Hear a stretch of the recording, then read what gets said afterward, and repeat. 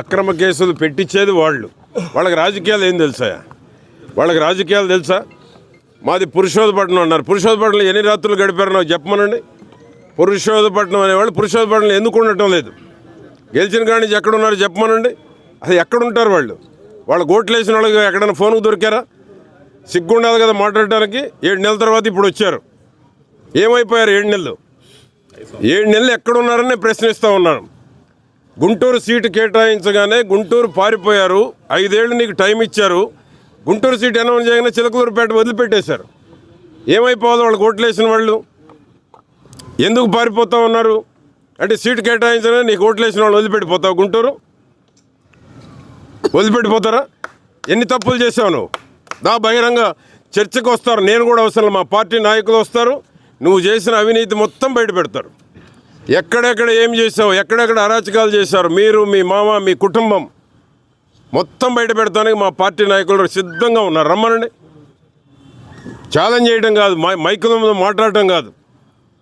అవినీతి, అరాచకాలు, అక్రమ కేసులు పెట్టి ఈరోజు నీతులు మాట్లాడుతూ ఉంటే, నీతులు మాట్లాడేటంటే ప్రజలు నమ్మే పరిస్థితుల్లో ఉన్నారా? నీకు 5 ఏళ్ళు ఇచ్చారు. పురుషోత్తపట్నం నీకు 1000 మెజార్టీ ఇచ్చారు. పురుషోత్తపట్నంలో మళ్ళీ నాకు 1150 మెజార్టీ ఎందుకు ఇచ్చారు? నీకు ఆ ఊరు పేరు పలికే అర్హత కూడా లేదు. ఆ ఊరు వాళ్ళని కూడా మోసం చేశాను. పురుషోత్తపట్నం అంటే ఒక మంచి గ్రామం నాకు. అటువంటి మంచి గ్రామంలో అటువంటి మంచి గ్రామాన్ని నీ యొక్క చేతగానే రాజకీయాలు చేసి, గ్రామస్తులను మోసం చేసి, ఓట్లేసిన ప్రజలను మోసం చేసి, చిలకలూరుపేట ప్రజలకు అందుబాటు లేకుండా ఎక్కడుంటున్నావో తెలియదు. పిఎల్తో ఫోన్లు మాట్లాడుకోవాలి. నీ ఫోన్ నెంబర్ అసలు నీకు ఓటు వేసిన వాళ్ళ దగ్గర నీ ఫోన్ నెంబర్ ఎంతమంది దగ్గర ఉంది? నీ ఫోన్ నెంబర్ ఇచ్చావు ఎవరికన్నా? ఆ విధంగా ఓటేసిన ప్రజలను మోసం చేసావు. చిలకలూరుపేటను లూటీ చేసావు. ఎక్కడ స్థలాలు ఉన్నా భూబకాసుల్లాగా భూమి మీద పడిపోయారు.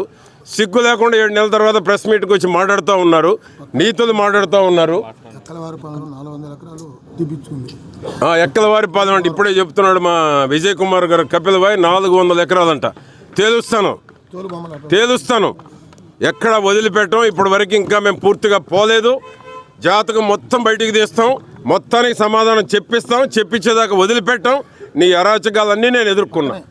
దేనికైనా రెడీ. మేము తప్పు చేయని వాళ్ళు, మేము తప్పులు చేసి, అరాచకాలు చేసి, అవినీతికి పాల్పడి, ఎక్కడుంటావో తెలియని పరిస్థితుల్లో ఉండి పురుషోత్తపట్నంలో అని మా ఊరు అని గొప్పగా చెప్పుకుంటా ఉన్నాం. పురుషోత్తపట్నం అని పేరు చెప్పే అర్హత కూడా లేదు. ఆ విధంగా ఈరోజు ప్రెస్ మీట్ పెట్టారు. నీ మీద కేసు పెట్టగానే వచ్చిందా? 7 నెలలు ఏమైపోయావు? 7 నెలలు ఏమైపోయావు అని నేను అడుగుతూ ఉన్నాను. 7 నెలలు ఎక్కడున్నారు? ఒకరేమో అమెరికా పోతున్నారని చెప్తున్నారు, ఒకరేమో హైదరాబాద్ పోయారని చెప్తా ఉన్నా. ఎక్కడున్నారని నేను ప్రశ్నిస్తూ ఉన్నా. 7 నెలలు ఎక్కడ దాక్కున్నావు? ప్రజలకు అందుబాటు ఉన్నావా? కాబట్టి గుంటూరులో పోటీ చేసావు. మరి అక్కడికి ఏం సమాధానం చెప్తావు? గుంటూరులో పోటీ చేసిన వాళ్ళకి, పేట వాళ్ళకి చెప్పదా? గుంటూరులో పోటీ చేసి గుంటూరు వాళ్ళకి 11 దూరం అయిపోయింది అంటే, ఈరోజు వచ్చి నేను కలబొల్లి మాటలు చెప్తాను, నీతి మాటలు చెప్తాను, ప్రజలు నమ్మే పరిస్థితుల్లో లేరు. నీ అరాచకాలు మొత్తం బయటికి తీస్తాం, నీ దోపిడీ అంతా కక్కిస్తాను. ఎక్కడ వదిలిపెట్టమని కూడా నేను హెచ్చరిస్తూ ఉన్నాను.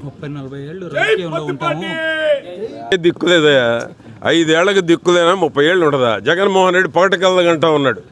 జగన్మోహన్ రెడ్డి పైన చూసుకుంటున్నాడు, కింద చూడలా. జగన్మోహన్ రెడ్డి భాష మాట్లాడుతూ ఉన్నారు వీళ్ళంతా. అందుకనే 151 11 పోయింది. రేపు పులివెందులు కూడా రాదు. రేపు 2029లో కూటమి ప్రభుత్వం 175కి వెళ్ళబోతున్నాం. 7 ఏళ్ళు 30 ఏళ్ళు ఉండేది. 3 రోజులు పురుషోత్తపట్నంలో ఉండమను. 3 రోజులు పురుషోత్తపట్నంలో ఉండమంటున్నాను నేను. పురుషోత్తపట్నంలో ఉండు నువ్వు 5 ఏళ్ళు. ప్రజలకు ఒక నమ్మకం కలుగుద్ది. పురుషోత్తపట్నంలోనే ఉండమంటున్నాను నేను. పురుషోత్తపట్నం పేరెత్తావు కాబట్టి నేను మాట్లాడుతున్నాను. పురుషోత్తపట్నంలో నువ్వు ఉండి రాజకీయాలు చేయి.